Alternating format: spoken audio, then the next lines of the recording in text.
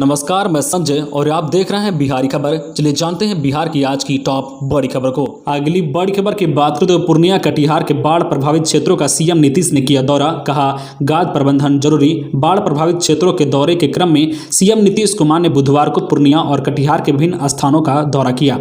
अपने कटिहार दौरे के क्रम में मुख्यमंत्री और उप मुख्यमंत्री तारकिशोर प्रसाद ने कटिहार बरारी विधानसभा के भेंस दियार में बाढ़ पीड़ितों का हाल जाना। इस मौके पर मीडिया से बातचीत करते हुए सीएम नीतीश ने कहा कि बिहार की नदियों में बाढ़ के लिए गाद यानी सिल्ट भी जिम्मेदार है। सरकार इसके प्रबंधन को लेकर गंभीर है। इस मुद्दे पर कई स्तर पर बातचीत भी जारी है। पटना लौटने पर सीएम नीतीश ने कहा कि गंगा नदी में जो बाढ़ का स्तर बढ़ा है, इस कारण कई जिले बाढ़ की चपेट में आए हैं। बाढ़ के कारण फसल क्षति का आकलन भी सरकार करेगी। बाढ़ में पशुओं के लिए भी अलग से व्यवस्था की जा रही है। इससे पहले अपने हेलीकॉप्टर से उतरकर सीएम नीतीश ने बरारी विधानसभा के बीएम कॉलेज स्थित बाढ़ पीड़ितों के लिए बनाए गए कम्युनिटी किचन का निरीक्षण किया था। अगली बड़ी खबर की बात करें तो अब नहीं चलेगी गुरुजी की मनमानी, बिना कारण स्कूल से गायब होना मुश्किल।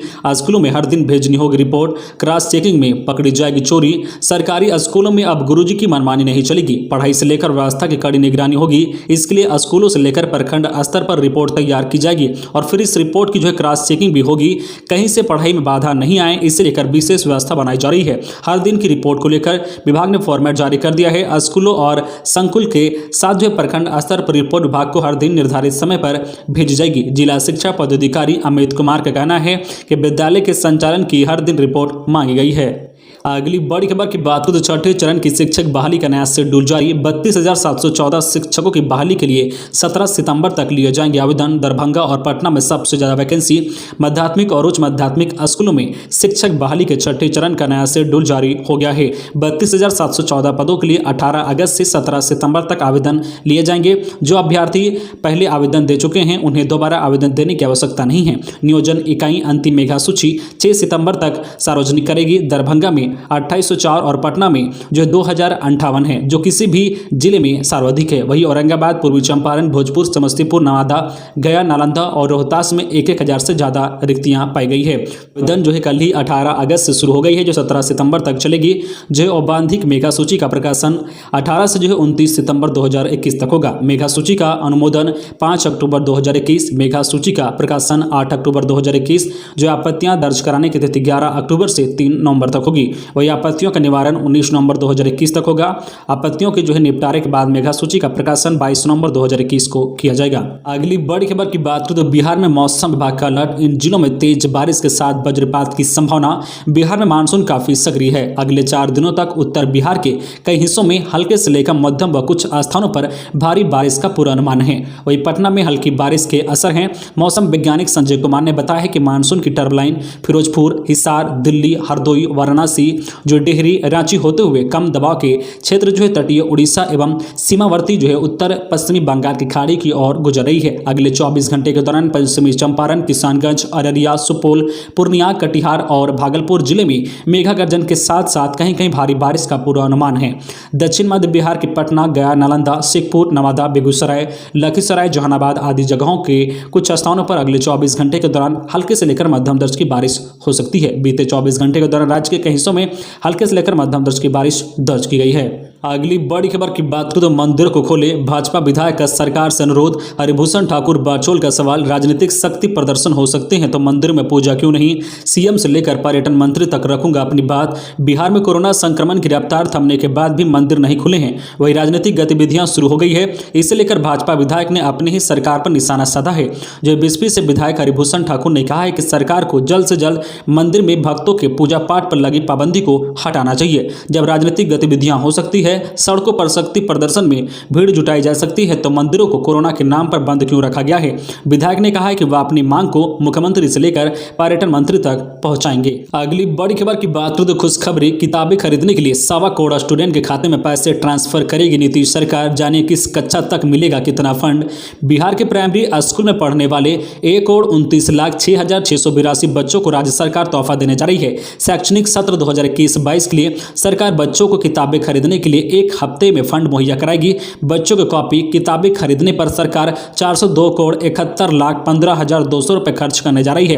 क्लास 2 से 8वीं तक के छात्र छात्राओं के खाते में सरकार सीधे फंड ट्रांसफर करेगी। मौजूदा सत्र में पहली क्लास में पढ़ने वाले स्टूडेंट को किताबों के लिए पैसा बाद में दिया जाएगा। अगली बड़ी खबर की बात करें तो बड़ा घोटाला, बिहार में 3,50,000 फर्जी लोग ले रहे हैं पेंशन, सरकार ने उठाया कदम। सूबे में सामाजिक सुरक्षा पेंशन योजना में गड़बड़ी सामने आने के बाद करीब 3,50,000 से अधिक संदेहास्पद पेंशनरों की पेंशन पर रोक लगा दी गई है। अगस्त से उनके बैंक खाते में पेंशन की राशि नहीं जाएगी। मुजफ्फरपुर में यह संख्या 23,725 तक पहुंच गई है। इनमें अधिकतर इंदिरा गांधी राष्ट्रीय पेंशन योजना के मामले हैं। वृद्धजन पेंशन योजना में भी गड़बड़ी का मामला सामने आया है। इन पेंशनरों के सत्यापन के बाद वैध पाए जाने पर ही भुगतान होगा। बताया जाता है कि विभाग बकाया पेंशन का भी भुगतान करेगा। जिला सामाजिक सुरक्षा कोषांग को इसकी जानकारी दे दी गई है। जानकारी मिलने के बाद सभी प्रखंडों में संदेहास्पद पेंशनरों की सूची भेजी गई है। इनका सत्यापन करने को कहा गया है। अगली बड़ी खबर की बात करें तो कई राज्यों के एम्स निर्देशकों की राय, त्योहार पर सतर्कता नहीं बरती तो कोविड की तीसरी लहर को न्योता। भारत में त्योहार का मौसम शुरू हो गया है। कोरोना संक्रमण की संख्या में भले ही कमी आ रही है, लेकिन इसको लेकर सचेत रहने की जरूरत है। आने वाले समय में एक के बाद एक त्योहार आ रहे हैं। लोग भी प्रियजनों से मिलने की तैयारी कर रहे हैं, क्योंकि लॉकडाउन के कारण लोग पहले ही एक दूसरे से दूर रहे हैं। हालांकि त्योहारों को देखते हुए अखिल भारतीय और वैज्ञानिक संस्थान एम्स नई दिल्ली सहित कई राज्यों ने एम्स के निर्देशकों ने लोगों से विशेष सतर्कता बरतने की अपील की है। एम्स नई दिल्ली के निर्देशक डॉक्टर रणदीप गुलेरिया का कहना है कि कोरोना वायरस की बीमारी अभी खत्म नहीं हुई है, हमें अधिक सतर्कता रहने की जरूरत है। अगली बड़ी खबर की बात करें तो बिहार में प्राइवेट स्कूल के शिक्षक बन सकेंगे सरकारी स्कूल में हेडमास्टर।